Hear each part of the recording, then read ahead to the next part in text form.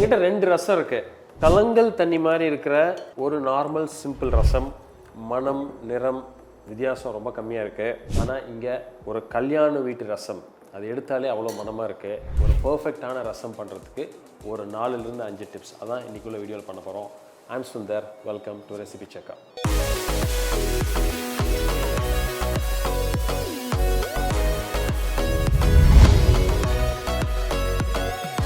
First ஒரு கல்யாண வீட்டு ரசத்துக்கு ஃப்ரெஷ்ஷான இன்க்ரீடியன்ட்ஸ், அந்த பொருள் தான் நம்ம எடுத்துக்க போகிறோம். என்ன எடுக்கிறேன்னு பாருங்கள். ஒரு பவுல் எடுத்துட்டேன். ஒரு 5-6 பூண்டு பல், 1 ஸ்பூன் ஜீரகம், 1 ஸ்பூன் மிளகு, ஒரு 2 பச்சை மிளகாய். இதை நான் இப்போது ஒரு மிக்சிலையோ ஒரு கல்லுலையோ லைட்டாக இடிக்கிற மாதிரி கொஞ்சம் நசுக்கிட்டு இதை தான் நான் ரசத்துக்கு பேஸாக நான் யூஸ் பண்ண போகிறேன்.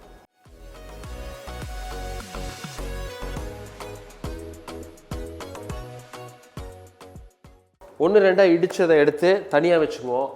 இது நம்ம கல்யாண வீட்டு ரசம் ஸ்பெஷல் பண்ணுறதுக்கு ரொம்ப முக்கியமான ஒரு நம்பர் 1 டிப்ஸ். நம்ம ரசத்துக்கு கொத்தமல்லி எடுக்கிறோம், அந்த தண்டை வேஸ்ட் பண்ண வேண்டாம்.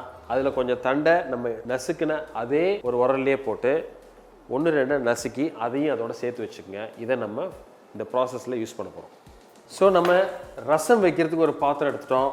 ஒரு 4 ஸ்பூன் எண்ணெய் எடுத்துக்கிட்டேன். இதில் கொஞ்சம் கடுகு, ஒரு 1/4 ஸ்பூன் ஜீரகம், ஒரு 3 காஞ்ச மிளகாய், ஒரு கை கருவேப்பிலை. நம்ம ஏற்கனவே இடித்து வச்சுருக்கிற இன்க்ரீடியன்ஸ்லாம் அதில் சேர்த்துருவோம். ரொம்ப மைல்டாக ஹீட் வச்சு பொறுமையாக கருகாத அளவுக்கு இதை வறுத்துருங்க. கொஞ்சம் இதில் தண்ணி சேர்த்துக்கலாம், ஏன்னா அடி பிடிச்சிடக்கூடாது. ஸோ லைட்டாக அந்த நம்ம இடித்ததெல்லாம் வதங்கினோடனே கரைச்சி வச்சுருக்கிற புளி, நம்ம எடுத்துருக்கிற புளியை கரைச்சி வச்சுருக்கேன், அது இதில் சேர்த்துருவோம். ரொம்ப முக்கியம் ரசத்தில் நம்ம புளி சேர்க்குறப்போ, ஸோ அந்த புளி நமக்கு கரெக்டாக குக் ஆகலை அப்படின்னா ரசத்தில் அந்த ஃப்ளேவர் கரெக்டாக நமக்கு கிடைக்காது, ஒரு பேலன்ஸ்டு நோட்டும் நமக்கு இருக்காது. நம்ம புளி போட்டது லைட்டாக ஒரு கொதி வந்துருச்சு. ஸோ இந்த ஸ்டேஜ் இதுக்கு போதும். இப்போ நான் என்ன பண்ணுறேன் அப்படின்னா வேக வச்சு வச்சுருக்கிற துவரம் பருப்பு அதை நான் சேர்த்துக்கிறேன். அதில் நீங்கள் பருப்பு தண்ணி இருந்தால் கூட சேர்த்துக்கலாம், இல்லை துவரம் பருப்பு இருந்தால் சேர்த்துக்கலாம். ஸோ இப்போ தண்ணி இதில் ஆட் பண்ணிப்போம். ஸோ இந்த ஸ்டேஜில் ஒரு 2லிருந்து 3 தக்காளியை வெட்டி வச்சுருக்கேன், அதை கையில் அப்படியே நல்லா நசுக்கி விட்டுருங்க.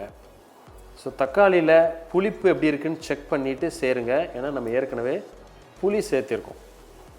தக்காளி சேர்த்தாச்சு, ஓரளவு மிக்ஸ் பண்ணிடலாம். 1/4 ஸ்பூன் மஞ்சப்பொடி, ரொம்ப மஞ்சப்பொடி போட்டுற வேணாம். ஒரு 2 பிஞ்ச் பெருங்காயப்பொடி. இதுக்கு தேவையான அளவு உப்பு மிக்ஸ் பண்ணி கிண்டிடுங்க. இந்த ஸ்டேஜ்லேயே உப்புலாம் கரெக்டாக இருக்கான்னு செக் பண்ணிடுங்க.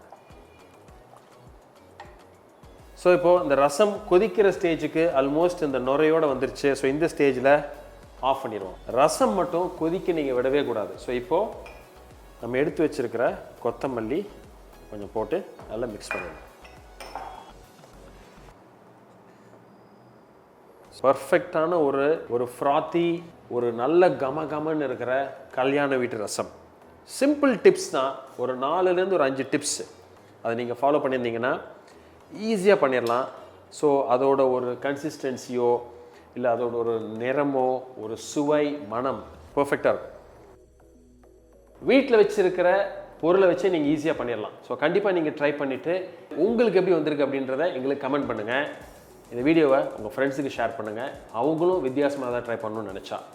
இதே மாதிரி இன்னொரு நாள் ஒரு சிம்பிள் டிஷ் பட் வித்தியாசமாக ஒரு யூனிக் டிஷ்ஷாக ட்ரை பண்ணுவோம். அது வரைக்கும் ஹாப்பி குக்கிங்.